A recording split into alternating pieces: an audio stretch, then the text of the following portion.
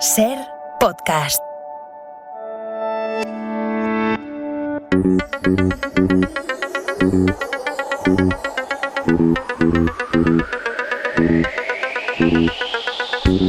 Nos vamos a la España de los duros y las pesetas, la España que entraba en la OTAN, la de los fines de semana en el Prica, la de los chándales fosforitos, el calimocho y las drogas, la del 1, 2, 3, la de dragones y mazmorras, el equipo A, Willy Fogg, Street Fighter, los tigretones, panteras rosas, sándwiches de nocilla, la de los reptilianos de la serie V, en la que comían ratas con Diana, la del coche fantástico con Michael Knight.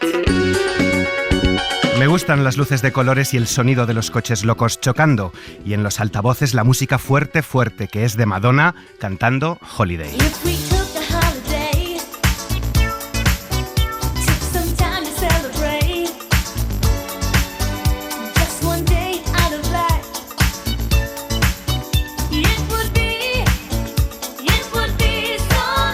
Daniel Ruiz, mi cielo, bienvenido a La Hora Extra. Muchas gracias, un placer.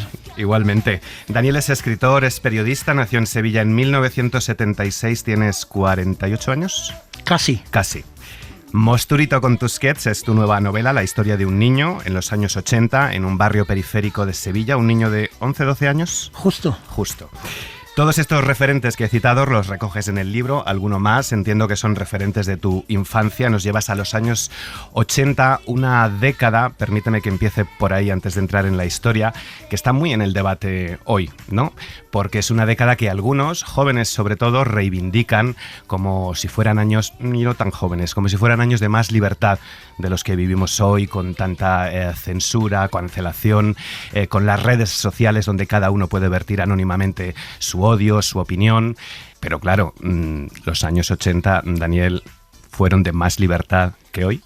Bueno, yo diría que sí tenían una cuota de salvajismo superior a la de hoy. Era una cuota de salvajismo quizá más ruda, más rústica, más elemental, no tan sofisticada como la de hoy.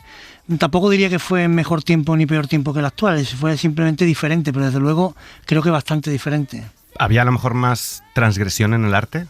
Bueno, había desde luego más incorrección, yo por lo menos, y además en la novela creo que el personaje, la voz narrativa, que es la del niño de 11, 12 años, es una voz abiertamente incorrecta, porque un niño que creciera en ese ambiente en los años 80 tenía que ser necesariamente incorrecta, y entonces es un personaje que, digamos, cuida poco de mantener las convenciones y ser educado o plegarse a lo que se debe, sino que actúa un poco por impulso salvaje, y en ese sentido es bastante, yo digo la palabra, cafre, ¿no? Un personaje muy cafre que no tiene ningún tipo de reparo en manifestarse tal y como es, aunque eso signifique ser poco educado o poco complaciente o políticamente incorrecto. ¿Por qué has querido regresar a los años 80? ¿Es un ejercicio de nostalgia de la infancia? ¿Eres enemigo de la nostalgia? ¿De dónde surge la idea? Bueno, yo tenía ganas de construir una novela. Yo normalmente me rehuyo la autoficción, es un género que a mí me genera cierta suspicacia, pero tenía ganas de construir una novela que fuera ligeramente biográfica, porque esta, debo aclarar que no es autobiográfica, pero sí hay muchos elementos en ese niño que tienen mucho que ver con el niño que yo fui, con los 11, 12 años, un niño que, como el personaje principal, pues estaba un poco influido por problemas de determinadas circunstancias. Como el personaje principal de la novela, pues yo soy labio leporino, también tengo los pies planos, y no era precisamente, digamos, un niño que fuera un dechado de virtudes físicas, ¿no?, por decirlo un poquito suavemente. Entonces yo padecí los rigores de cierta violencia, de ciertas burlas, todo esto que ahora tiene un nombre que es el bullying, ¿no?, que en nuestra época no existía bullying. Bueno, y tenía muchas ganas de volver un poco a ese paisaje de los 80 para intentar recuperar esa voz del niño que fui. Un poco es, en cierta manera, pues contar una novela de mi infancia que está un poco, digamos, unida a mis coordenadas espaciotemporales, que fueran las de un niño de los 80, y en este caso en un barrio obrero del extrarradio de una ciudad como Sevilla. Uh-huh. Entramos en esas violencias y en Mosturito, la historia de Pedro Gotor Fernández, Mosturito, Contrahecho, Carastrujá. Es una historia muy dura, pero también muy tierna, pero te quería preguntar precisamente por la localización, porque has publicado un tríptico de historias de barrio titulado Maleza, por el que te han denominado el especial poeta del extrarradio de ciudades españolas. ¿Por qué es necesario reivindicar lo periférico, ese territorio fronterizo, alejarse quizás de la vorágine de las grandes capitales que tiene la identidad periférica? Bueno, yo creo que por pura volumen poblacional, yo creo que hay muchísimos escritores que nos hemos educado y nos hemos criado en barrios periféricos, ¿no? Y de hecho cada vez va a haber más porque al final, como sabemos, los centros históricos cada vez se han convertido en lugares que expulsa a la población, ¿no? Sin embargo, yo creo que no está del todo recogido en la novelística de las últimas generaciones. La novela realista española, quizás más urbana, pues hay que irse quizás a determinado Aldecoa, pero que Aldecoa también fue un cultivador bastante de los ambientes rurales. Hay poca novela urbana, pero en el sentido urbano, digamos, de bloque, ¿no? De vivienda. Estoy acordándome de Pérez Andújar, ¿no? Que sí ha transitado por esos lugares. Y me parece que un poco la literatura española está en deuda con esos paisajes porque forman parte indisociable de nuestra memoria sentimental, ¿no? Y no solo a la parte, digamos, de los bloques, sino también de algo que se ha perdido absolutamente, que son los descampados, ¿no? Hay un ensayo muy interesante de Manuel Calderón que se llama precisamente Descampados, publicado por Tusquets, donde viene un poco a reflexionar sobre la cultura del descampado, que estaba un poco muy vinculada a las generaciones incluso anteriores a la mía, y también desde luego a la mía, y de qué manera esos descampados se han perdido, ¿no? Yo tengo hijos adolescentes que ya no saben lo que es un descampado. Sin embargo, nosotros, parte de nuestra educación sentimental estaba en los descampados y en la convivencia con esos espacios que eran lugares donde uno pues se ganaba las postillas de las rodillas, ¿no? Donde uno aprendía a fabricarse sus juguetes propios, ¿no? Y donde uno, pues, digamos, tenía un acceso a un universo, desde luego, absolutamente analógico de vivencias que tristemente se han perdido, ¿no? Uh-huh. Es una radiografía de clase, como decías, por la novela aparecen algunos pijos, pero sobre todo es una novela muy coral de personajes en los márgenes, ¿no? Quizás, no sé si marginales o marginados. Ha cambiado también, hay mucho la periferia, hoy han desaparecido los descampados y es un poco a lo mejor más mixto. ¿Quiénes la componen? Bueno, se habla mucho de la muerte de la clase media, ¿no? Quizás en esta novela, digamos, el retrato es más bien de esta clase media-baja, de una serie de personajes que viven en el alambre y que intentan subsistir, ¿no? Yo creo que eso se percibe en muchos barrios todavía, ¿no? Hay barrios, digamos, obreros, muy reconocibles por el tipo de establecimientos que tienen, por el tipo de bares, por el tipo incluso de disposición de las propias plazas públicas, y creo que hay un volumen de población muy importante que todavía viven en esos espacios, ¿no? Donde diría que muchas veces el pálpito de la vida es mucho más intenso que en otros lugares, digamos, más emblemáticos o más turísticos. Yo, por ejemplo, para vivir, digamos, la verdadera vida, en el caso de Sevilla, que es donde vivo, muchas veces me tengo que ir a la periferia, porque es donde percibo que todavía reside verdaderamente la pulsión de la vida, de niños jugando en las plazas, de gente sentada sin hacer nada en los bancos, todo ese espíritu que se ha perdido en las ciudades, digamos, de cartón piedra, en la que se han convertido últimamente los centros históricos, donde la pulsión de la vida ha sido reducida a nada, ¿no? Otra de las referencias es Thriller de Michael Jackson, porque el niño crece rodeado de la epidemia de la heroína que afectó a todos, a ricos y a pobres por igual. Otra cosa es los recursos que tuvieras luego para hacerles frente. Una naturalidad pasmosa con la que convive rodeado de esos zombies. Sí, a mí me interesaba que la memoria estuviera un poco, que la novela estuviera un poco, digamos, ambientada en esos 80, pero no quería que, digamos, el contexto acabara asfixiando la trama, que es lo que sucede muchas veces cuando uno intenta rememorar una época que se convierte un poco tan redicho, ¿no? O tiene tanto interés por recrearla que al final eso acaba asfixiando la trama. Aquí la recreación esa del ambiente de los 80 es una recreación absolutamente intuitiva, basada en sensaciones que yo tuve cuando era un niño, ¿no? Y una de esas sensaciones era la de los yankees, que lo llamamos turitos, ¿no? Por deformación. Y la relación que nosotros, los de mi generación, que era cuando teníamos pues 11, 12 años, cuando estaban terminando los años 80, era la de no entender muy bien a ese tipo de personajes que eran capaces de hacerse daño con una aguja, porque para nosotros, por lo menos el niño que yo fui, lo que más más nos aterrorizaba eran las vacunas, ¿no? O la vacuna del o el tétanos cuando pisaba sin querer una puntilla con óxido, ¿no? Solo había algo que se podría parecer a ese dolor, que era el famoso supositorio que te lava el culo, ¿no?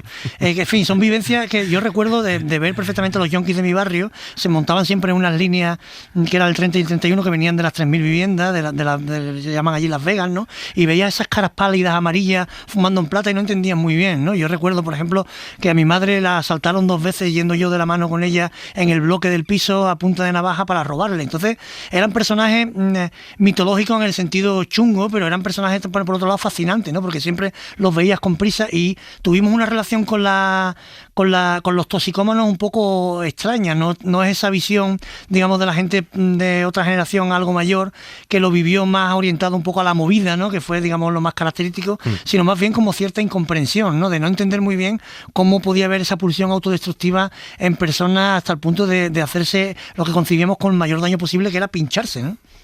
Es una historia de muchas violencias. Una de ellas es la que sufre él, el acoso escolar o el bullying, hoy que le ponemos nombre, como has dicho, por parte de sus compañeros, por tener una especie de discapacidad. ¿Son los críos violentos por naturaleza o esa violencia es fruto del entorno familiar y social en el que se mueven? Porque hoy sigue habiendo casos de acoso escolar. Sí, sin duda. Creo que la diferencia principal es que en otro tiempo estaban más tapados, se vivían un poco de puertas hacia adentro, igual que el tema del maltrato, y hoy, pues por la cuestión de la difusión mediática, de las redes sociales, de la prevención, de las políticas públicas que lo persiguen, cada vez que hay un caso pues se vuelve más notorio. No sabría decirte si los niños contienen en sí mismos el germen de la violencia. Lo que sí creo es que la falta de educación, por lo menos en mi convicción, la falta de educación muchas veces propicia situaciones de violencia mucho más claras, ¿no? Entornos educativos más reforzados, yo creo que normalmente tienden a que estas conductas pues se produzcan de manera más espasmódica o más puntual, ¿no? El niño de esta novela es un niño que padece la violencia en múltiples formas. Violencia sistémica de las propias instituciones, ¿no? Incluso la institución eclesiástica, de las administraciones públicas, y también violencia en la calle, ¿no? Violencia callejera de personas que quieren abusar de él, o personas que se ríen de él, y recreo paisajes que forman parte de un poco de la memoria compartida de mi generación, como eso tan típico de las peleas al final del colegio, de juntarse en corrillo y asistir un poco a la pelea entre dos compañeros, cosas que uno vivía muy habitualmente, ¿no? Y la facilidad para el insulto, y en este caso la violencia empleada por el propio Mosturito, por el personaje, al que, bueno, como tú bien dices, es un personaje entrañable, pero también es un personaje muchas veces brutal, que no tiene ningún tipo de reparo de valerse de la violencia para salir adelante, ¿no? Cosa que también creo que era muy de nuestra época, ¿no? El recurso de la violencia estaba muchísimo más a mano, o era mucho menos censurado que lo es ahora, ¿no? Mosturito es hijo de un maltratador que cumple condena por haber asesinado a su mujer, a la madre. Está al cuidado de la tata, su tía, que es hermana de su padre. Respeta siempre a las mujeres, estarás respetando a tu madre, le dice ella a Periquillo. ¿Por qué todos los hombres son así de hijoputas, Daniel? Que es lo que se pregunta el protagonista. ¿Por qué son así de mosturitos? No sé si quizás por haber tenido a Michael Knight o a Julio Iglesias como referentes masculinos. Sí, efectivamente, el personaje de la tata que tú comentas es un personaje, digamos, con bastante pliegue, pero al mismo tiempo es un tipo de personaje muy reconocible en determinados ambientes de barrio, que es la típica mujer que no ha tenido suerte en el amor, que despotrica contra los hombres, pero a la vez le mueve una pasión incontenible por buscar siempre, digamos, el anhelo de ser querida, ¿no? Y que esa búsqueda al final la lleva a la incoherencia de ser sometida por hombres que le parecen abominables, ¿no?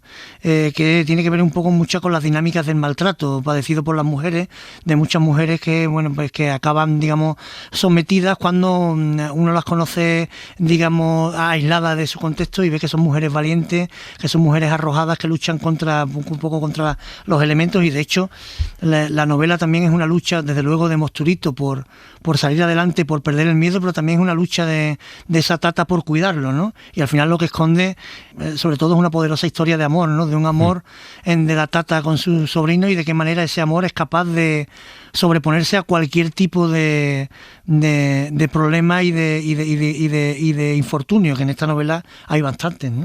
Oye, y además de sobreponerse a los miedos y a esa violencia, también a la culpa, ¿no? Porque como el niño frente al espejo se siente culpable, quizás mi padre mató a mi madre por ser así de feo yo.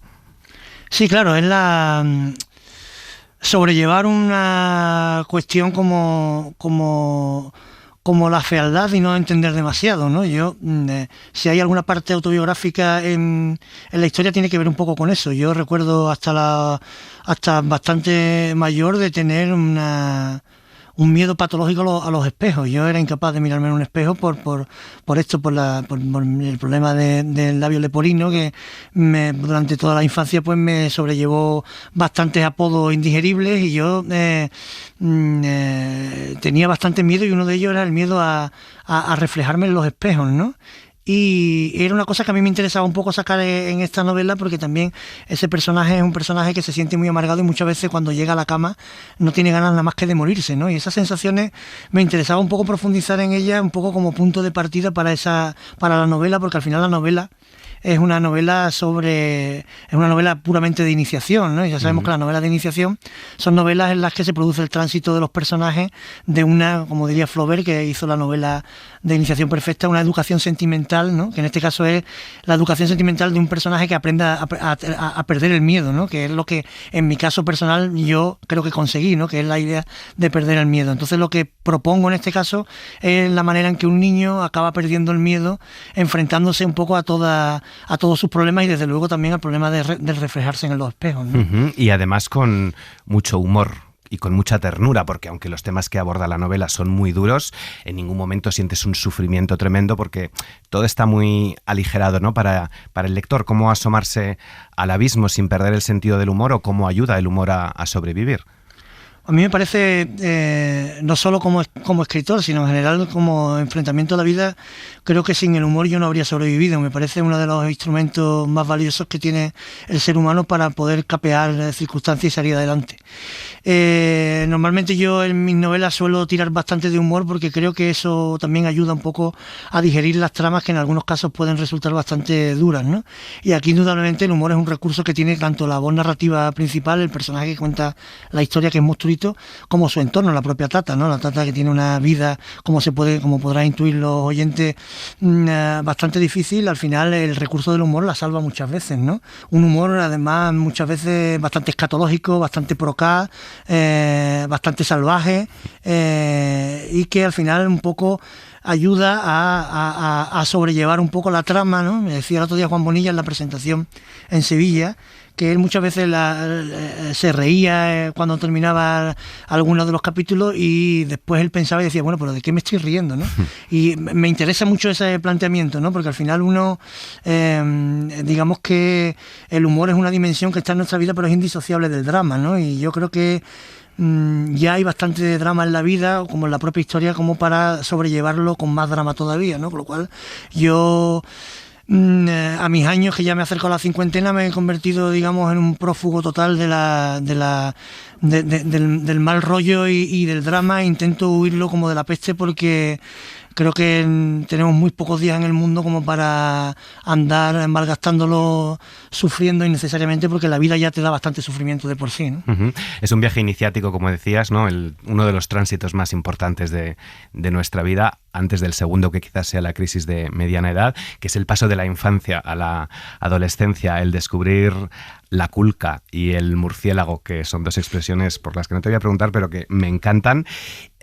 Allí los referentes eran quizás desde Madonna, la cantante, a las Madonas, ¿no? Las vírgenes, que también marcan mucho la novela, y está también, como has adelantado antes, el abuso sexual de algunos curas o de pederastas que aparecen en esos descampados. ¿Cómo ha marcado todo este viaje iniciático al Mosturito? Pues sí, ¿verdad? Ahí has dicho varias cosas muy interesantes. En primer lugar, con el tema de, digamos, de los maltratadores, que también, igual que hemos hablado antes de los yanquis, como dice el personaje principal, es decir, los yanquis, los heroinómanos, y cómo lo vivíamos nosotros con esa extrañeza. Nuestra infancia también fue una infancia un poco de vivir alerta frente al hombre del saco, ¿no? Que el hombre del saco eran, pues, los posibles maltratadores, cuando tu madre te advertía sobre que no le cogieras un caramelo a un desconocido, que no hablas con nadie, y en este caso están en la figura de lo que el niño lo llama los agarraniños, ¿no? Que son maltratadores que uno se encuentra un poco en ese paisaje y que formaba un poco también parte de ese friso, digamos, de ese paisaje de nuestra memoria de niños en los años 80. Y lo otro que me hablabas del tema de la religiosidad. Yo soy una persona que no soy religiosa, pero sí provengo de un entorno muy religioso, y vivir en Sevilla con unos padres religiosos implica, pues, haber vivido de cerca todas las circunstancias de la imaginería, ¿no? Que está tan unida, digamos, a Sevilla, ¿no? Con el tema de la Semana Santa, ahora que estamos en la Cuaresma, ¿no? Pero me interesaba mostrar un poco esa relación con la imaginería natural, ¿no? Y en este caso hay el niño, Mosturito. No voy a destripar mucho la trama, pero sí diré que, bueno, que se ve sometido a un tutelaje en un centro de menores regentado o administrado por una institución religiosa, y allí tiene oportunidad de interactuar con una virgen, ¿no? Que es una imagen de una virgen. Entonces él decide apropiarse de esa virgen hasta el punto de rebautizarla y llamarla Chari. Entonces la Chari se convierte en su confidente, a la que le cuenta todo tipo de cuestiones, no solo de su vida, sino también de sus desvelos amorosos, y se convierte en una especie de personaje que le sirve un poco para darle la réplica y para generar un espacio sentimental peculiar, ¿no? Porque una de las cuestiones que también es interesante en la infancia es que en la infancia es cuando se produce los primeros pensamientos en relación con lo metafísico, con la muerte, con la religiosidad, con si hay vida más allá de la muerte, con todas estas cuestiones que en el caso de Mosturito ayudan mucho a esta imagen de la que se hace un poco amiga, un poco como Marcelino Panivino, pero en un formato ochentero y mucho más cafre, para ayudarle también en cierta manera a comprender o a salir un poco de ese hoyo en el que se encuentra, ¿no? Y otro de los asuntos, el de los abusos en la Iglesia, que hoy sí también le ponemos nombre, ¿no? Como a la violencia machista o como al acoso escolar, era inevitable que apareciera. Sí, al final, claro, nosotros no era tan explícito como ahora, pero estaba mucho más de manera implícita y sobreentendida sobre nuestros años 80, el tema de que había religiosos que eran abusadores. Quien más quien menos siempre ha conocido al cura que sabíamos que soltaba más la mano de la cuenta en catequesis, y era una figura también que forma parte de un poco del friso de nuestra infancia, ¿no?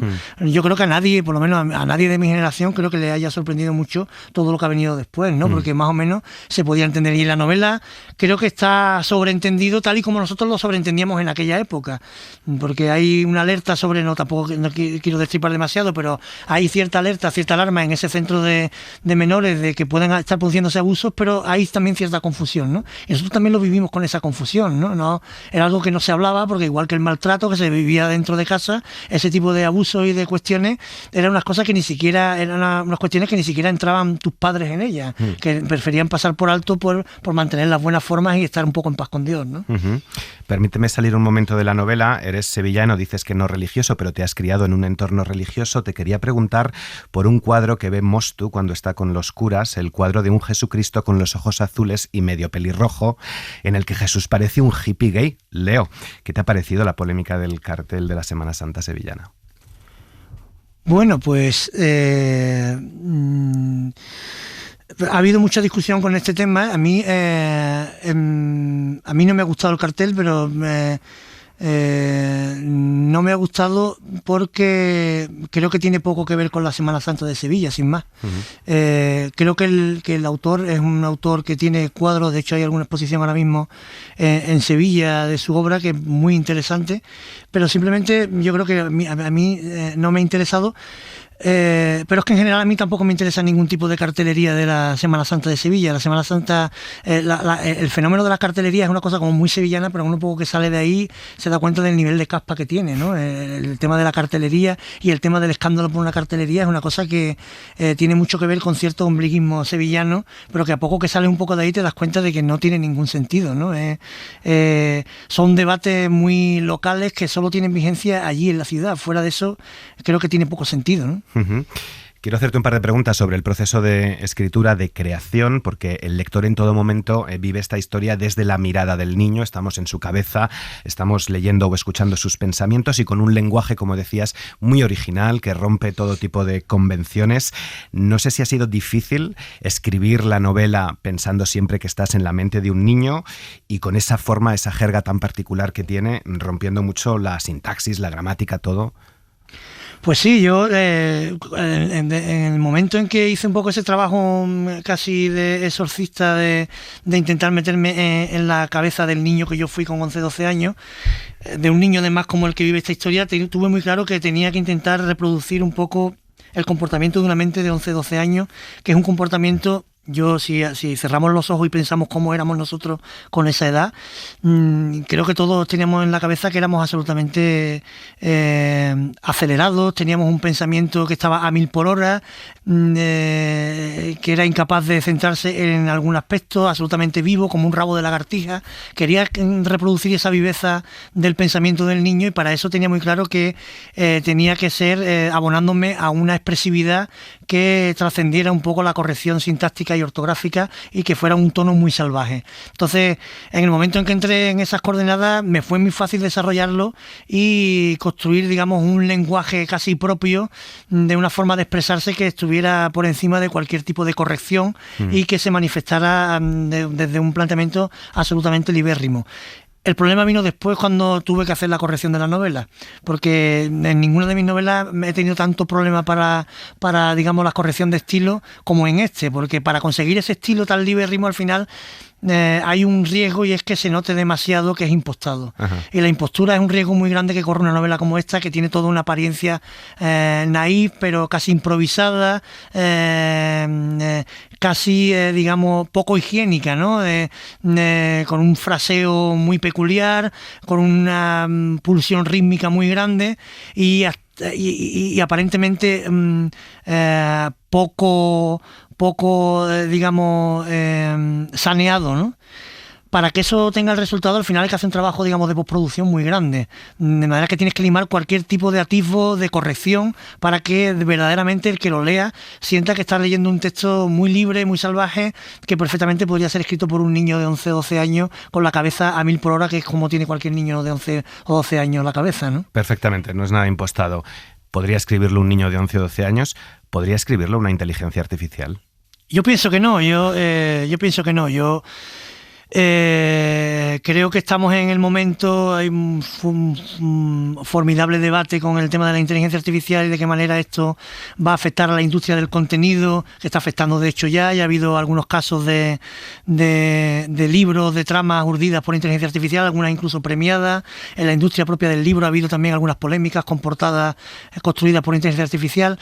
Yo digo que la gente que un poco que se echa la mano de la cabeza del sector pensando en los peligros de la inteligencia artificial deberían pensar que llevamos como 20 años en los que muchas novelas bestselleras se construyen con patrones de inteligencia artificial. Tú lees cualquier manual de cómo escribir una novela o te acercas a cualquier taller literario en el que te enseñan las nociones sobre cómo escribir una novela y los patrones, las reglas que te enseñan, que son siempre las mismas reglas, las reglas de respetar un arco narrativo, la construcción de los personajes, el modelado de los personajes, utilizar el ritmo en los capítulos, digamos, esas fórmulas son fórmulas absolutamente intercambiables en un montón de bestsellers de los últimos 20 años, y la inteligencia artificial lo único que va a hacer al final es reproducir esos patrones.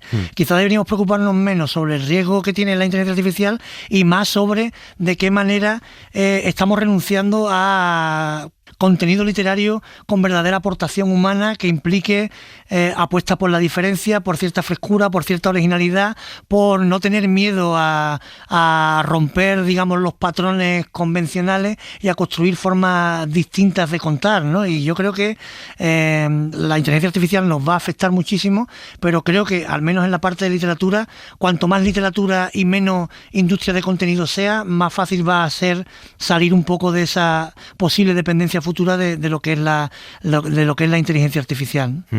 Última pregunta: ¿qué es estar muerto y qué es estar vivo? Muchas veces se vive, pero en realidad es como si estuviéramos fiambres. Leo, coincides con Joaquín Berges, otro autor de Tusquets, que nos decía que la vida y la muerte son graduables, que Almudena Grandes, por ejemplo, nunca estará muerta al 100% y que conoce a gente que no está viva al 100%. ¿Tú también?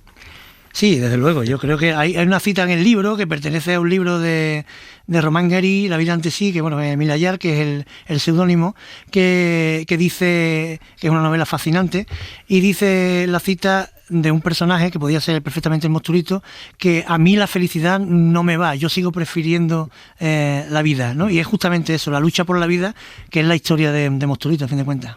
Junto a esa cita que me has quitado y es con la que te iba a despedir, una dedicatoria a la memoria de mi viejo, creo que es. ¿Quién es tu viejo? Mi viejo es mi padre, que falleció tristemente hace 3-4 meses, hace muy poco tiempo.